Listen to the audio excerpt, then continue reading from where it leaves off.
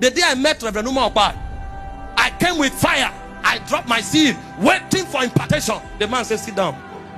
You think you are the first I've seen? I've been here for more than 60 years. He asked me, how much is your library? That was when I discovered I didn't even take stock of my library. I now understood why these men are where they are. You see Umah Okpai and you say, ah, anointed evangelist. He said, my library is worth 55 million. My library is worth 55 million. My library. So he has forgotten the shoes he bought. He has forgotten the clothes he bought, but he knows his library. And he said, if you want to lead your generation, go and read. Don't just buy the book, read them.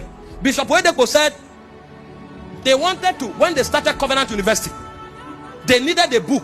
The vice chancellor didn't have it. They looked for it, they couldn't buy it because it's no longer in the market. He didn't just know he has it. He knew the cabin where the book was in a shelf. He said, go to this library, go to this box, check this cabin.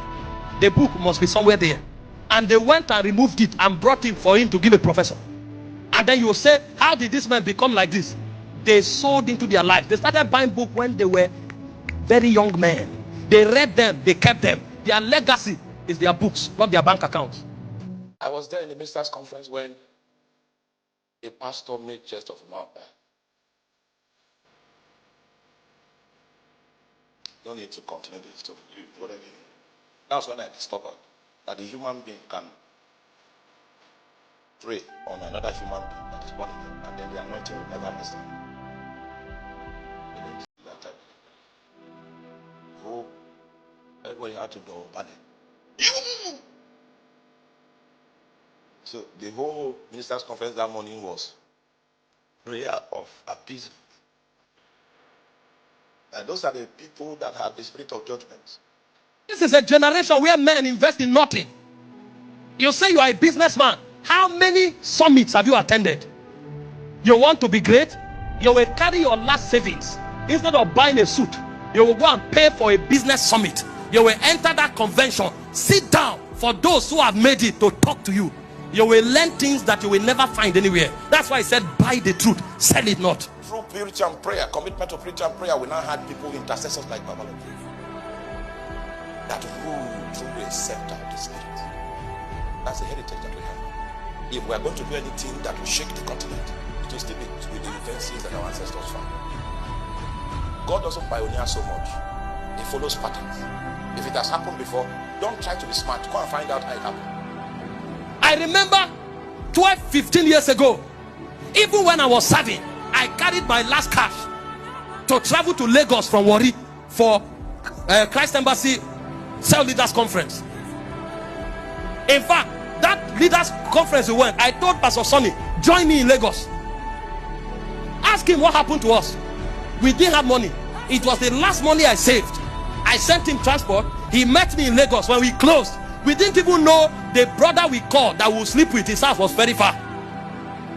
We were in Ikeja. He said he's in Oyingbo.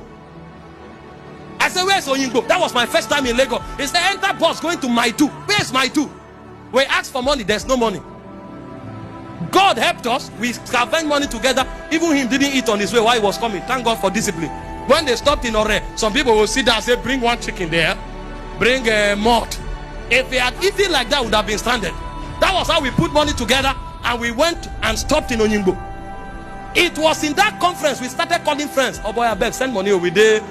SOS. And some people gathered money, sent to us so that we can attend the conference every day. When we finished, go to Warri, go to Makodi, was a burden. My friend had to talk to some of his friends to give us money to transport ourselves back. Because we were looking for knowledge.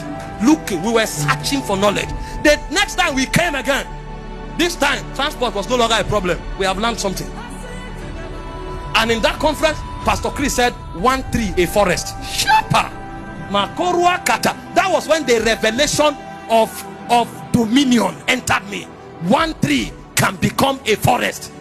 I said, what? He said, in the natural, it may be difficult. But when the anointing comes upon your life, 1 tree can become a forest. It put dominion in my spirit. I told myself, I cannot fail. I can enter a city as one man. I will take it over. Because I traveled with my last cash to go listen to a man who has caught something. And today, my people know this work we are doing. I can live here in 2 years, hand it over to somebody else, and enter another city. I don't need anybody from here to follow me. I got the revelation, one tree, a forest, more than 10 years ago. And so I can enter any city. As I stand there, check me in 3 months. You will find many trees standing because I caught it. I caught it. I didn't read it in a book. I paid the price to seek the one that had it, and I caught it from him. He said, follow them who through faith and patience obtain the promise. You must pay the price to search for truth. You must pay the price to pursue knowledge. That's what makes you. It's called sowing and reaping. How much have you invested in your destiny?